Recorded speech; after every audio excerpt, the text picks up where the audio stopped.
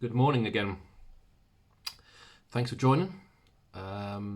This video is called the Prostate Journey Radiation Starts. Just a quick brief history. 53 from Norfolk in the UK. Had the prostatectomy last year, April, and with a rising blood count on the PSA, we got to 0.2 in January, so we've been referred for radiation. So we've started the radiation over a week ago, and I just wanted to give you a quick brief where we were. So the radiation, each appointment is called a fraction. I've got 20 fractions, and it's each day from Monday to Friday, but not including the weekends. I'll try and give you a brief rundown of my day so we can get an idea of how it works here in the UK. I get up at 5:40. I will have a bowl of fruit and fibre. Then at mid-morning I'll have some kind of little biscuit or something just to starve off the munchies. And then lunchtime, again, just a little something. You should eat, but I'd rather just for a month not eat so much. It is so vital that you have a clear bowel when you get to the hospital for the scan. If not, they won't scan you. So I can give up meal times. I will eat after my scan each day. So yeah, dinner time or lunchtime, just a quick something, just very easy, something that's not going to bind you up. It's so important that you don't have sort of solid food that's going to give you constipation, that binds you up. It's so vital because again they won't do it. So just say for instance I get to the hospital at 4 o'clock. It's always an hour before your appointment. At 4 o'clock they ask you to try and empty your bowel, and they give you one of these enemas. Yep, it's not pleasant, but it goes up, and within 5-10 minutes it should release what's in the bowel and it should come out.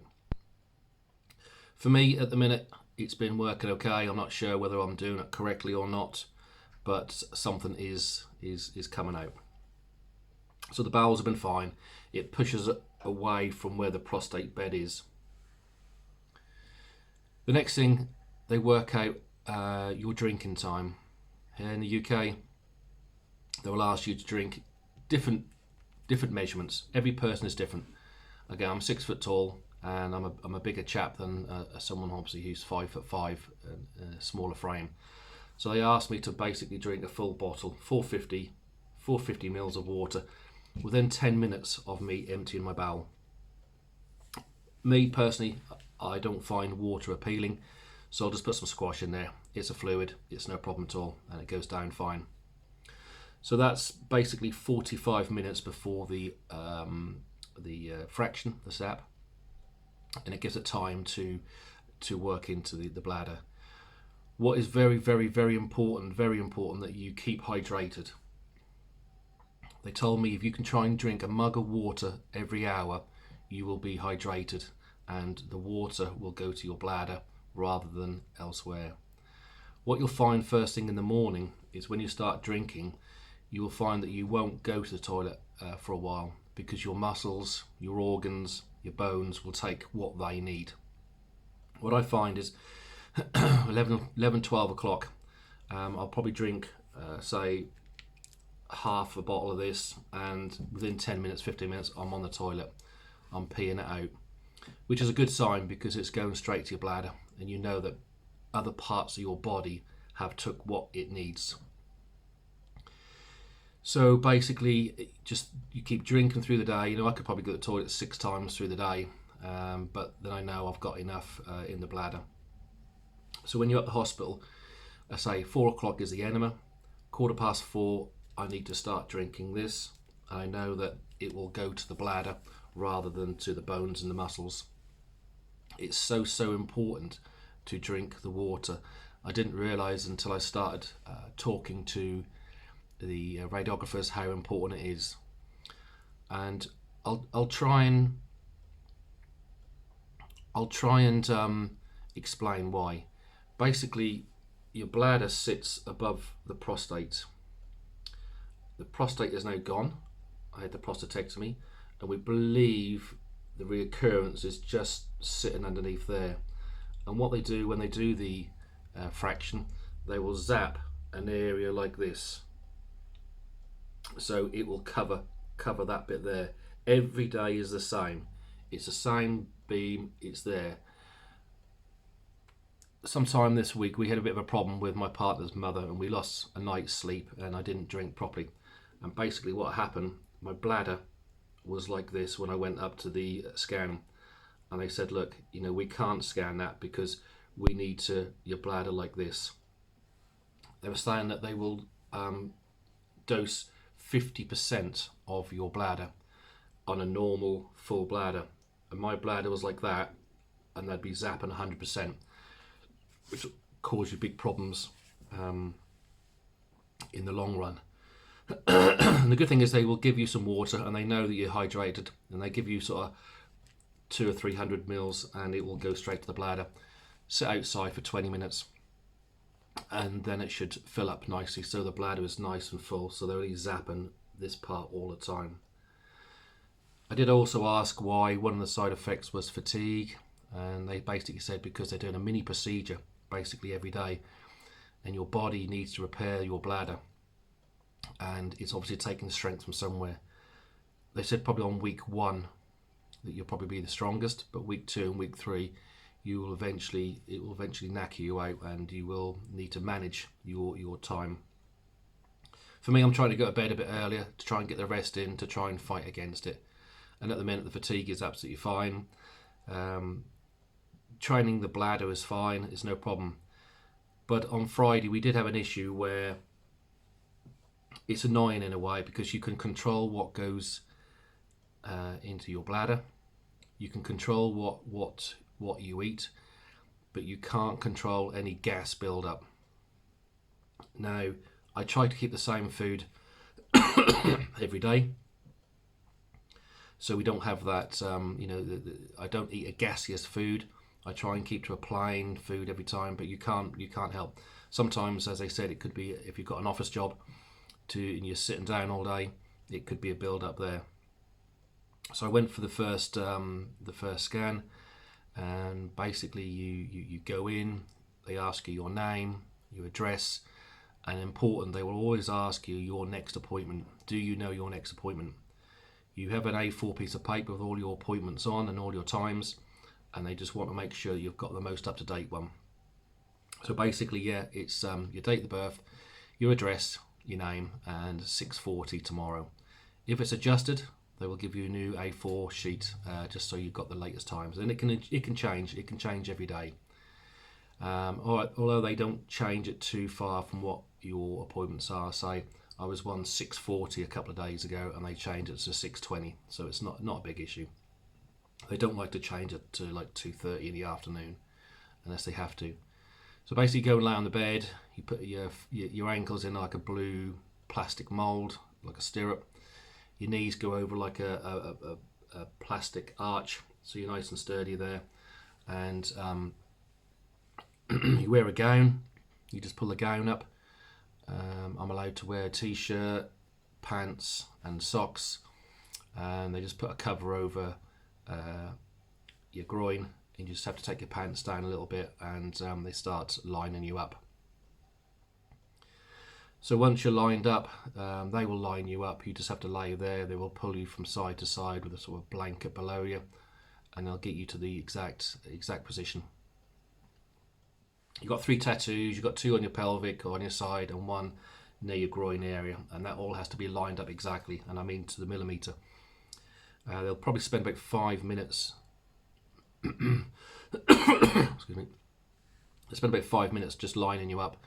Just make sure all the X's and Y's cross, and then they'll go out to their little radiographer's room, leave you to it, and basically what happens, you're laying down, you've got 2 side things come down, and they'll take an X-ray from side to side, just to make sure your bowel is out of the way, your bladder is full, and they're happy to proceed. If anything doesn't add up, they will come back in and tell you what's wrong. You might have to go out and drink some more water. You might have to go to the toilet to release your bowels. Or in this case, I had to go to the toilet and try and get rid of this gas that was in there. But I did say, obviously, if you go to the toilet, what comes out the back end, I've got a full bladder, it might come out the front end as well. And it did. So when I come back, they said, right, there's a couple of cups of water, drink that, we'll wait 20 minutes, and hopefully that'll go down to the bladder and we can scan again. I said I didn't think my bladder was, I emptied it full. I think I had a sort of half a bladder, so they gave me what they thought was the equivalent. So I come back in after 20 minutes on the bed again, scanned again, but they come in after 5 minutes and said your bladder wasn't full enough. We don't want it. Your bladder was probably had a little bit extra, but it should be like this, and there's your radiation, and it was probably like that. So they're probably going to zap 75%. So they said, no, sorry, we're not going to do it. And they basically said that you can only have 2 sessions in one day because of the radiation dose. And what they're going to do is add it on to the end. It wasn't a big problem, but it's just out of your control about the wind or the gas build up near your rectum. And for me, the good thing is that they'll just say, no, we aren't going to do it. Just going to add it on to the end. So I had a quick look online to try and stop this gas build up, and a lot of people were saying peppermint capsules. So I've gone down to our local Boots chemist and bought 60, and they're saying to take sort of 3 a day, and that should hopefully see me through the end of my fractions. Health wise, again, you don't feel a thing, you don't really know it's happening. It's just like any scanner. Scans go round you, whirl round, things come out, take pictures, goes round about 5 minutes, then goes back. You don't feel absolutely nothing at all. You don't even know it's happening. So we've done 6 so far, no side effects, which is good. So fatigue is no problem at all at the minute, but we're now coming into week 2 and start of week 3, and we'll obviously come back and see where we go from there. So again, just to try and sum up, make sure you drink plenty.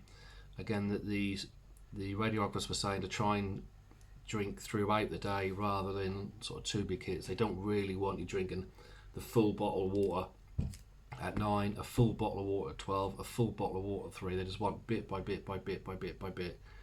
And you'll get to know very, very quickly whether it goes straight to the bladder. I can say within 10-15 minutes sometimes it's straight down there, but it's a small price you have to pay just to make sure that you get that scanning. I say food wise, just be careful what you're eating, just try and cut down, and just be careful what sort of food mass you are eating. You don't want it stuck inside, because again they won't scan you. And these probably do work to a certain extent, so I'm not sure whether I'm doing it right or not, but I haven't had a problem in that area at all. But I think it's due to more of me not eating so much. So yeah, all good. So we're about a third of the way through, and again, thanks very much for everyone who do watch this. Made some sort of good buddies in the waiting room. George from Galston, if you're watching, thank you very much for subscribing. So yeah, we'll come back in sort of a week's time and give you another update, and by that time we'll probably be 13 in of the 20. So I'm more stressed about getting a car park space in the hospital than anything else. Like most trusts, they just didn't build enough car park spaces for visitors and everything. But so far we've got in eventually, but it's not that easy. You drive around for 20 minutes before there's a car park space, and you just have to dart in there as quickly as possible. So yeah, all good. Thanks very much for watching. I'm now up to 1,400 subscribers, which is absolutely superb. And again, as I always say, any views which people watch is going towards Dereham Cancer Care. I'm going to donate all my money from YouTube to a small community care centre who are run by volunteers, and is so vital for people who live in the communities to be able to go down and have a cup of tea and a biscuit each day, and more important, just be able to talk to other people, get it off their chest. Believe me, from a mental health point of view, it is the best thing. And these centres are non-government funded. They do rely on donations from the public, so it's so vital, so vital that these keep going. So if you haven't watched my videos before, I have donated £100, which I've earned since January from YouTube, to this centre. I went there a couple of weeks ago and gave them £100, which they're very grateful for. So again, all money, any views which people watch will go straight to there. It's free money in a way, and it's not often in these day and age you got free money. So thanks very much for watching. Like, subscribe and hit the bell for notifications if you can, and I'll see you in the next one. Thank you.